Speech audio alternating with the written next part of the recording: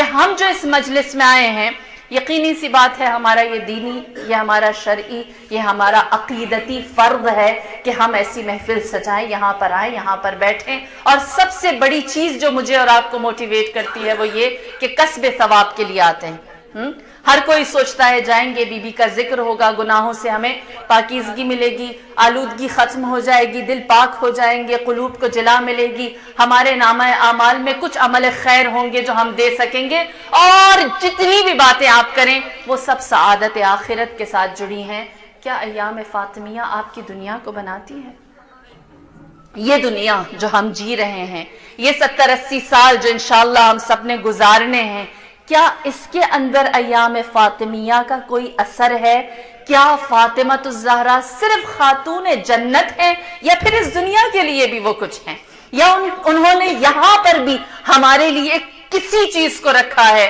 آپ جانتے ہیں کہ فاطمۃ الزہرا کو آخرت تک محدود کر دینا کوتاہی ہے. اس دنیا کے لیے فلاح کیا ہے؟ اس دنیا کے لیے کامیابی کیا ہے؟ اس دنیا کے لیے وہ مشعل راہ کیسے ہیں؟ اس حقیقت کو، اور دوسری بات کہ 75 یا 95 دنوں میں کون سی ہستی تھی جس نے ہمیں بتایا میرے جیسے بن جاؤ، تم فاطمی ہو جاؤ گے، تم فدکی ہو جاؤ گے، تم محمدی ہو جاؤ گے، تم ولایت علی ابن ابی طالب کا دفاع کرنے والا بعین ہی بن جاؤ گے. اور وہ مقام کہاں لے کر جاتا ہے؟ یہ ایام پہلی چیز ہم سب جانتے ہیں کہ جو تاریخ میں سب سے خوبصورت چیز جس نے مجھے اور آپ کو جھنجھوڑ کر رکھ دیا اور ہمارے لیے ہدایت کا یا ہمارے لیے انقلاب کا یا موٹیویشن کا باعث بنا، پلٹ کر ہم تاریخ میں دیکھیں تو وہ سر فہرست جو نام آتا ہے وہ 72 شہداء کا ہے. جنگ احد بھی ہوئی، جنگ بدر بھی ہوئی، حنین بھی ہوئی، خیبر بھی ہوئی، خندق بھی ہوئی. کیا آپ ان کا نام لے کر اپنے آپ کو موٹیویٹ کرتے ہیں؟ لیکن جو کربلا میں ہوا کوئی مقایسہ نہیں ہے. جو کربلا والوں نے دیا وہ جنگ اور تھی. انہوں نے جو ہمیں اسپرٹ دی ہے وہ یہ ہے کہ جب ہم کسی مشکل میں ہوتے ہیں ان کو یاد کرتے ہیں، مشکل ہمیں اپنی حقیر لگتی ہے، اتنی موٹیویشن آتی ہے.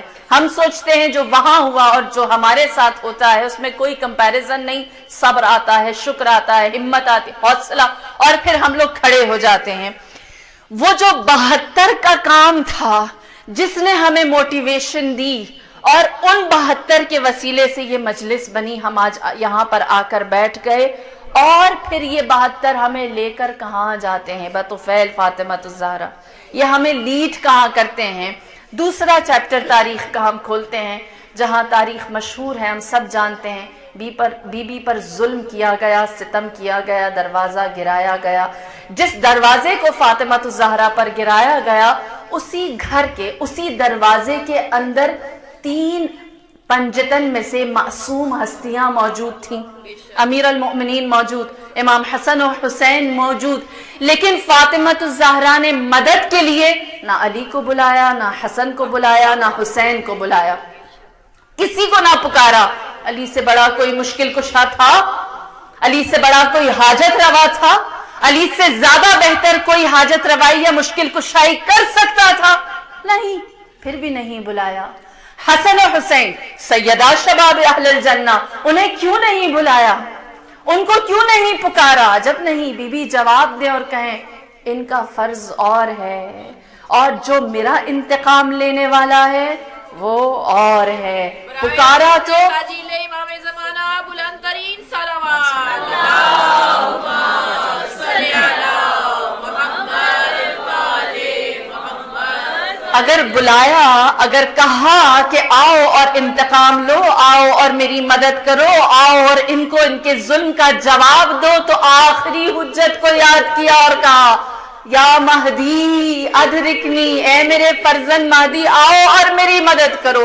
جو وہاں موجود نہیں تھے، جو صفحہ ہستی پر ظاہر نہیں ہوئے تھے، جن کی امامت کا آغاز نہیں ہوا تھا، فاطمۃ الزہرا نے بتایا یہ 72 کا میدان سجائے گا، اور اس 72 کے طفیل میری یہ پکار، یہ ایام فاطمیہ تمہیں 313 تک پہنچائے گی. فاطمہ نے بتایا مہدی ہے میرا انتقام لینے والا، مجھے کربلا میں تم تلاش نہ کرنا، یہ آپ کو اور مجھے یاد کیا ہے اور اس وقت بتایا ہے کہ کون ہے جو مجھے عدل اور انصاف دلائے گا، کون ہے جو میری بے سایہ قبر کے اوپر سایہ کرے گا، کون ہے جو میری قبر کو بے حرمتی کے ساتھ رکھا گیا، آج بھی کوئی تعظیم کا نشان وہاں نظر نہیں آتا، اس کے اوپر کون تعظیمی نشان ڈالے گا، کون ہے جو مجھے انصاف دلائے گا اور زمین کو عدل و انصاف سے بھر دے گا۔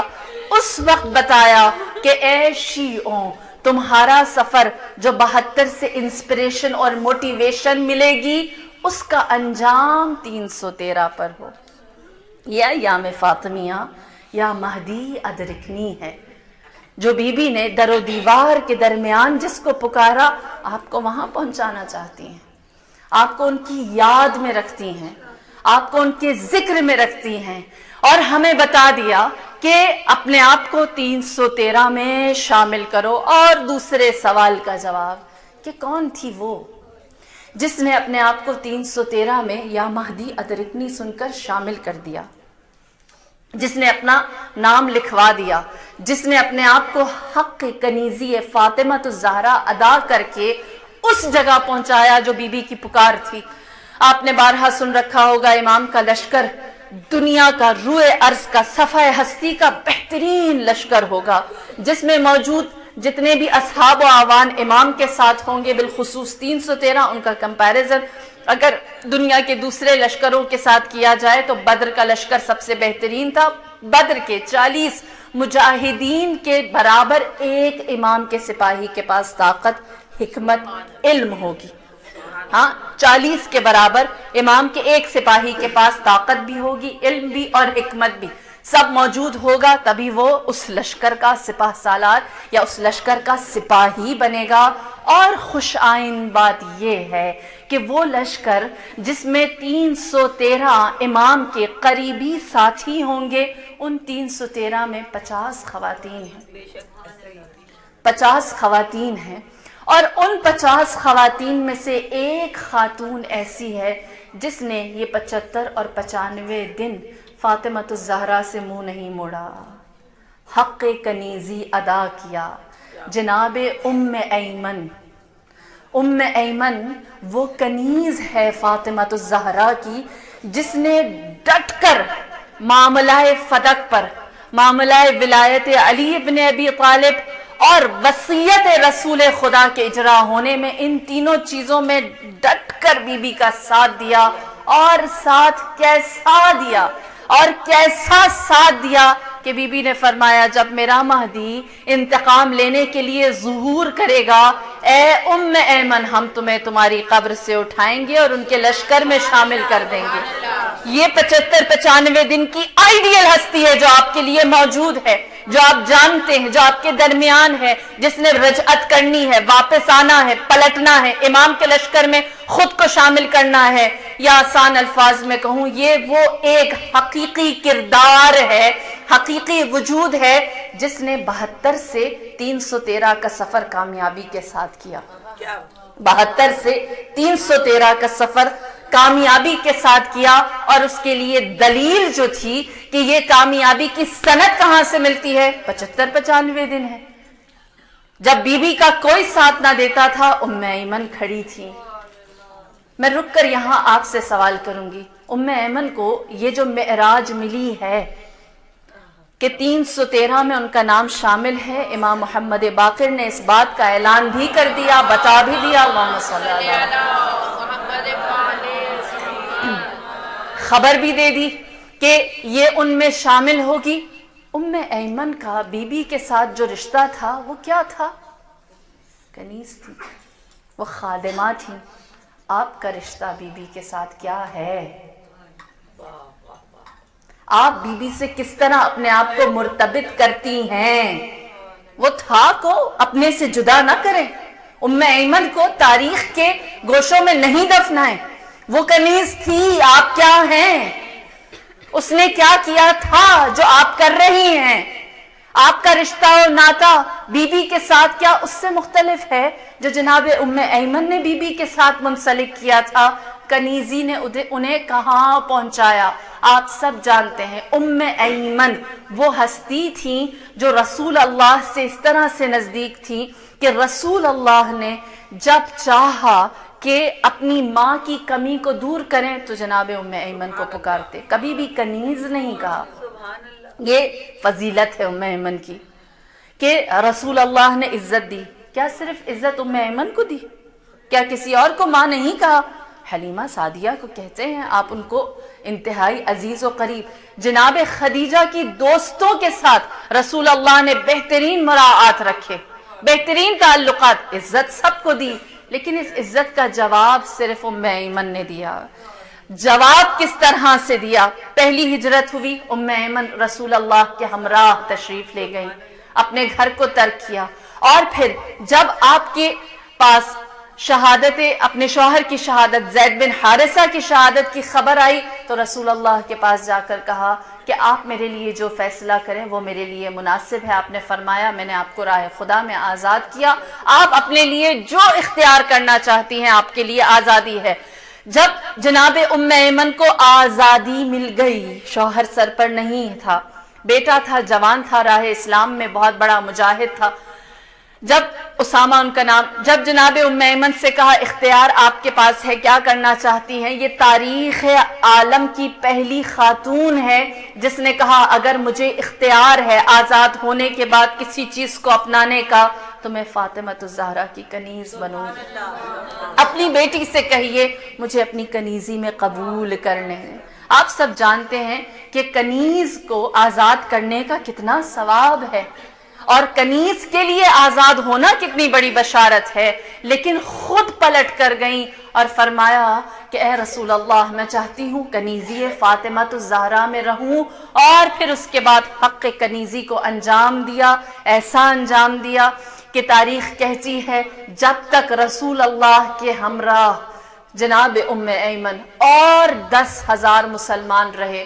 آپ سب جانتے ہیں رسول اللہ نے مکہ کیسے فتح کیا تھا؟ کثرت اعوان پر، آپ کے پاس بہت سارے سپورٹرز تھے، اتنے ساتھی تھے کہ معاویہ ابن ابی سفیان اور ابو سفیان اور اس کی تمام آس پاس کے جتنے بھی افراد تھے انہوں نے رسول کی تعداد کو دیکھ کر کہا محمد اتنے ساتھی لے آیا ہے کہ اب ہم ان سے مقابلہ نہیں کر سکتے، سرنڈر ہو جاؤ۔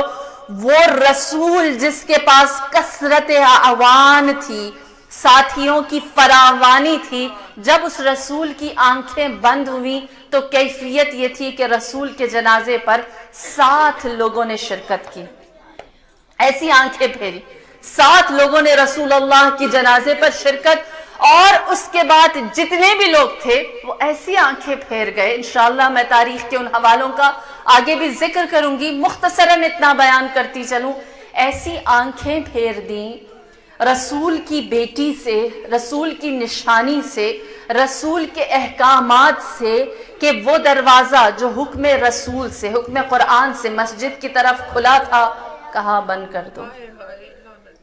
وہ مؤذن جس کو رسول اللہ نے مقرر کیا تھا کہ یہ آذان کہے، اس کو تبدیل کر دیا گیا۔ اور وہ ہستی جس کا ہاتھ اٹھا کر نبی نے کہا تھا جس کا آج میں مولا ہوں کل اس کا علی مولا ہوگا، اس ہستی کو بھی برطرف کر دیا گیا۔